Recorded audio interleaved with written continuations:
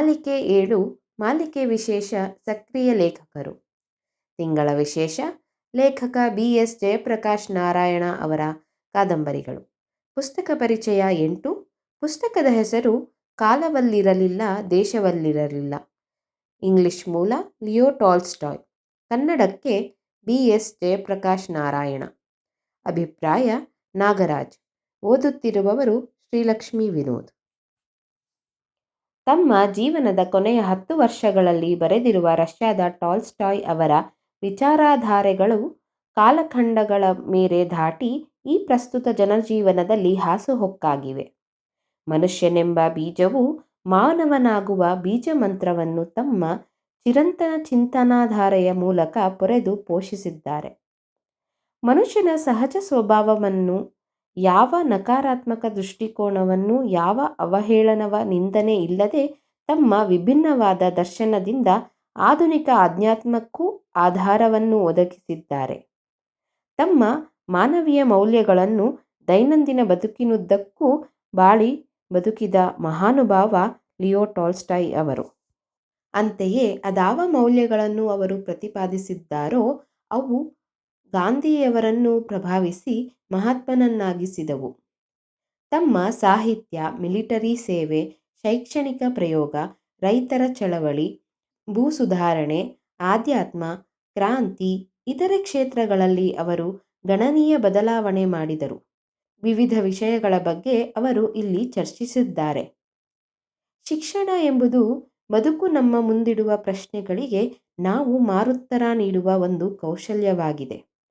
ಬದುಕಿನ ಅರ್ಥ ತಿಳಿಯದೆ ನಾವು ಬದುಕು ಮುಂದುವರಿಸುತ್ತಿದ್ದೇವೆ.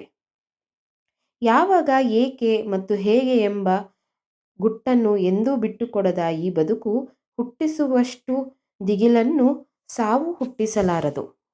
ಬದುಕನ್ನು ರೂಪಿಸಿಕೊಳ್ಳಲು ಅಗತ್ಯವಿರುವ ಚೈತನ್ಯವನ್ನು ನೀಡುವುದೇ ಕಲೆ. ನಿಮಗೇನಾದರೂ ಕಷ್ಟಗಳು ಒದಗಿ ಬಂದರೆ ಅದಕ್ಕೆ ನಿಮ್ಮೊಳಗಿನಿಂದಲೇ ಸಮಾಧಾನವನ್ನು ಕಂಡುಕೊಳ್ಳಿ. ಅದನ್ನು ಬಿಟ್ಟು ಪರಿಹಾರವನ್ನು ಹುಡುಕಿಕೊಂಡು ಪುಸ್ತಕಗಳ ಮೊರೆ ಹೋಗುವುದಾಗಲಿ, ಜನರನ್ನು ಹಿಂಬಾಲಿಸುವುದಾಗಲಿ, ದೇವಾಲಯಗಳಿಗೆ ಅಲೆಯುವುದನ್ನಾಗಲಿ ಮಾಡಬೇಡಿ. ನಿಮ್ಮೊಳಗಿರುವ ದೇವರು ಮಾತ್ರ ನಿಮಗೆ ಸಹಾಯ ಮಾಡುತ್ತಾನಷ್ಟೆ. ನಾವು ನಮ್ಮ ಅಂತಃಸಾಕ್ಷಿಗೆ ತಕ್ಕಂತೆ ಬದುಕದೆ ಅರ್ಥಹೀನ ನಿಯಮಗಳು, ಅಭ್ಯಾಸಗಳು ಮತ್ತು ಇತರರ ಅಭಿಪ್ರಾಯ ಸಂಪ್ರದಾಯಗಳಿಗೆ ತಕ್ಕಂತೆ ಬದುಕಿದೆವು ಎನ್ನುವುದೇ ನಾಚಿಕೆಗೇಡಿನ ಸಂಗತಿ. ಸತ್ಯವನ್ನು ಗೆಲ್ಲಿಸುವುದಕ್ಕಿಂತ ಮತ್ತು ಸುಳ್ಳನ್ನು ಸೋಲಿಸುವುದಕ್ಕಿಂತ ಉತ್ತಮ ಸಂಗತಿ ಇನ್ನೊಂದಿಲ್ಲ. ಮನುಷ್ಯ ತನ್ನಷ್ಟಕ್ಕೆ ತಾನು ಪ್ರಾಮಾಣಿಕನಾಗಿದ್ದರೆ ತೃಪ್ತಿ ಸಾಧ್ಯವಿಲ್ಲ. ಅವನು ಇತರರೊಂದಿಗೆ ಒಂದಾಗಬೇಕು ಮತ್ತು ಜೀವನವಿಡೀ ಈ ತತ್ವವನ್ನು ನಡೆಸಬೇಕು. ಇದು ಮಾತ್ರ ಆಧ್ಯಾತ್ಮಿಕ ವಿಕಾಸವನ್ನು ತರುತ್ತದೆ. ಕೆಲಸವಿಲ್ಲದ ಜೀವನ ಒಂದು ಶಾಪ. ತಿನ್ನುವುದು ಹೇಗೆ ಮುಖ್ಯವೋ ಹಾಗೆಯೇ ಕೆಲಸವೂ ಮುಖ್ಯ. ನಾನು ಇದನ್ನು ಮಾಡುತ್ತೇನೆ ಎಂದುಕೊಳ್ಳುವುದು ದಿವ್ಯವಾದ ವರಗಳನ್ನೂ ಭಗವಂತನ ಆಶೀರ್ವಾದವನ್ನೂ ಹೊತ್ತು ತರುತ್ತದೆ. ಕೆಡಕೆಂಬುದು ಒಂದು ಹಾಳು ಹೊಲಕ್ಕೆ ಸಮ. ಈ ಹೊಲವನ್ನು ಒಳ್ಳೆಯತನವೆಂಬ ನೇಗಿಲಿನಿಂದ ಉಳುಮೆ ಮಾಡಬೇಕು. ಸಕಾರಾತ್ಮಕತೆಯೆಂಬ ಅಗ್ನಿಗೆ ಸಿಲುಕಿ ಅಲ್ಲಿರುವ ಪೊದೆಗಳು, ಕಳೆಗಿಡಗಳೆಲ್ಲ ಸುಟ್ಟು ಹೋಗಬೇಕು. ಕೊನೆಗೆ ಸಾತ್ವಿಕತೆಯ ಬಲದಿಂದ ಉದ್ಧಾರದ ದೀಪ ಬೆಳಗಬೇಕು. ಕೆಡುಕಿನ ಒಂದು ಲೋಕ ನಿಮ್ಮೊಳಗೆ ಇದೆ. ಜೊತೆಗೆ ನಿಮ್ಮ ನಡೆನುಡಿಗಳು ದೋಷಯುಕ್ತವಾಗಿವೆ. ಇವುಗಳಿಗೆ ಹೋಲಿಸಿದರೆ ನಿಮಗೆ ಬರುವ ಸಂಕಷ್ಟ ಮತ್ತು ದುರಾದೃಷ್ಟಗಳು ಏನೇನೂ ಅಲ್ಲ. ದುರಾದೃಷ್ಟಕ್ಕಿಂತ ಅದರ ಬಗ್ಗೆ ಇರುವ ಹೆದರಿಕೆಯೇ ತುಂಬ ಕೆಟ್ಟದ್ದು. ಬದುಕೆಂದರೇನೆಂದು ಸರಿಯಾಗಿ ಅರ್ಥ ಮಾಡಿಕೊಳ್ಳದವರು ಸಾವನ್ನು ಖಂಡಿತವಾಗಿಯೂ ಅರಿಯಲಾರರು.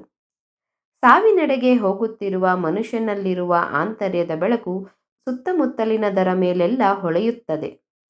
ಬಳಿಕ ಒಂದು ಶಬ್ದವನ್ನು ಹೊರಡಿಸುತ್ತದೆ. ಮರುಕ್ಷಣದಲ್ಲಿ ಕಣ್ಣಿಗೆ ಕಾಣದಂತಾಗುತ್ತದೆ.